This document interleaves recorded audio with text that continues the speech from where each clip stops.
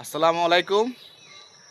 আমরা সবাই আসলাম লাইনে, ভিডিও করতেছি, লাইনে আসলাম।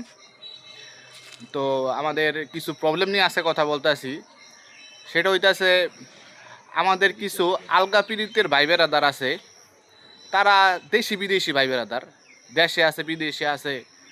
তারা অযথা আমাদের ফোন দেয়, ফোন দিয়া কি করলাম, কি খাইলাম, কই গেলাম, অনেক টেনশনে থাকি, সমস্যায় থাকি। একটা কাজ করি, এর ভিতরেও কই আসো ভাই, কি করলা, কি খাইলা, এই যে প্রশ্নগুলা করে, আলগা পিরিত দেখায়।